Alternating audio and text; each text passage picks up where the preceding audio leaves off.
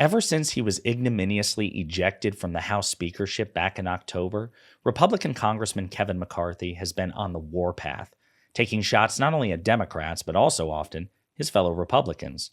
And reportedly, some of those shots have been literal and physical. But at a recent summit, he decided to publicly insult President Biden's negotiating skills. And then, a few hours later, Vice President Kamala Harris took the stage at the same summit, and she was asked to address McCarthy's comments. And when she did, she buried him in one of the most epic political takedowns in modern memory. But before we unpack all that, if you haven't yet, please hit that like, subscribe, and the alert bell. All right, folks, I've got several clips to play here, and most of them are from the Deal Book Summit, which is a regular summit hosted by the New York Times. And they apparently interview all kinds of people from all walks of life, people in business and geopolitics, domestically and internationally. And even though Kevin McCarthy is just a regular congressman now, he's not the Speaker of the House, he's not second in line to the presidency, he got the golden ticket. He was allowed to be interviewed there. And during the 30-minute conversation, he weighed in on the current state of the Republican Party, Donald Trump's cognitive state, and then compared it to President Biden's. And then he decided to insult the president.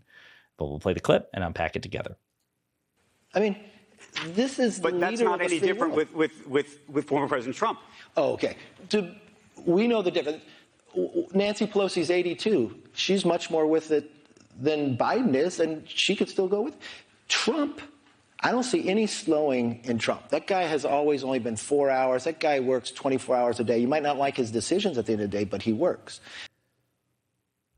Before we go on, what the hell is he talking about? Donald Trump is not known for his work ethic. He's known for golfing during most of his presidency and watching Fox News until late in the evening. That's not work, okay? And also the idea that Donald Trump hasn't slowed down. Really? Even the mainstream media, even right-wing media, even his own Republican rivals are starting to talk about it. If mental health and mental fitness is important for us and our leaders, and it should be a standard, it should be a value, we should hold everybody to the same standard, and we should be honest about it. And a lot of attention is on President Biden's verbal slowness, his stutters, what his perceived cognitive decline. Well, if we're going to hold Donald Trump to the same standard, and we should, then he is not doing well, and Kevin McCarthy is lying through his teeth. But I digress. We'll continue. With Biden, I did not negotiate the debt ceiling with Biden. I could not negotiate the debt ceiling with Biden. What do you mean? Explain that. It was policy. It was certain decisions. He talked from cards. And he goes on for another 2 minutes waxing poetic about it. What I'll say before we play the next clip is the way McCarthy just characterized his negotiation with the president is very different from how even his own fellow Republicans characterize it, because many of them were furious. They thought Biden cleaned his clock and Biden got the better part of the deal. And it also contradicts what McCarthy himself has said about President Biden and those negotiations in the past. And we'll get to both of those in a minute. But before we do, this is what the vice president had to say a few hours later when she was asked to address McCarthy's comments. Leadership of the United States. The reason why I'm asking the question is because of his age. I just say it objectively. That's the issue. Kevin McCarthy was here this morning, and he was, in very stark terms, effectively said that he did not believe that President Biden was the same President Biden that he used to talk to. Went so far as to say that when they were having the debt negotiations, that he didn't even think he was negotiating with him, that he thought he was looking at cards, and that if the information effectively wasn't on the cards, he wasn't able to do it. With all due respect, when anyone who has had the experience that he has most recently had, I don't think he's a judge of negotiations. So that earned laughs not only from the moderator, but also from the audience, okay? Now, I mentioned that Republicans themselves had a different characterization of the negotiations between the president and McCarthy. I'll refer you to Matt Gaetz, who despises President Biden, who wants to see him fail, who wants to see him lose every negotiation. This is what he had to say about it. It is going to be difficult for my Republican friends to keep calling President Biden feeble while he continues to take Speaker McCarthy's lunch money in every negotiation.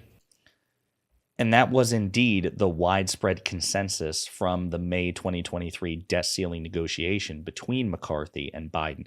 Biden gave away very little. McCarthy gave away the farm, and it put him on thin ice with his fellow Republicans and was a major contribution to his eventual ousting. So with that in mind, I also want to remind people of how McCarthy characterized Biden when he was Speaker. So this was from a Politico article written about the time of McCarthy's ousting. And it basically is describing why Democrats didn't feel particularly inclined to save McCarthy from Matt Gaetz and those 7 other Republicans. This paragraph says, on a particularly sensitive matter, McCarthy mocked Biden's age and mental acuity in public, while privately telling allies that he found the president sharp and substantive in their conversations, a contradiction that left a deep impression on the White House. So, as far as the public record is concerned, Kevin McCarthy is completely lying. He was, he would play up publicly the perception that Biden is this fumbling dotard, right? But privately told allies, Biden's sharp, he's substantive, which explains why Biden did indeed get the better of McCarthy in their negotiations. So with that in mind, I want to play one other clip here from McCarthy, or from this conversation at the summit, in which the host basically asked McCarthy to justify his complete 180 on Donald Trump and his obsequiousness. And I want to play the clip. I will tell you today, if Biden is the Democrat nominee, Trump will win, and Republicans will have a very big night. But just try to justify this. So after January 6th, yes, and you know it because it was on tape and it became a big issue, you said, I've had it with this guy. You said that what happened was atrocious and totally wrong. You faulted the president for inciting people to do that. And so I'm trying to square in my brain how you have those feelings about him at that time and say, I think he would be a great president today. I didn't say a great president. I said he'd be a better president than what we're having. So that's just who Kevin McCarthy is, right? I mean, just a completely dishonest person. This is why he was kicked out of the speakership, because he pissed off both the Democrats and the Republicans. Both camps felt that McCarthy lied to them, and McCarthy did lie to them. With the Democrats in particular, he reneged on his debt ceiling negotiation with President Biden. He reneged on commitments he made about the formal impeachment inquiry. He played chicken with Democrats over the government shutdown, then blinked in the 11th hour, and then, passed a half-hearted continuing resolution, which required more Democrats to pass than Republicans. Then he tried to blame Democrats the day afterwards for the near government shutdown. It was just a complete disaster. Kevin McCarthy was a bad faith actor and a liar. Now, with respect to the idea, his prophecy that, Biden's going to lose to Trump, very possible. I have taken that very seriously. Everybody should take that seriously. But I do want to point some things out.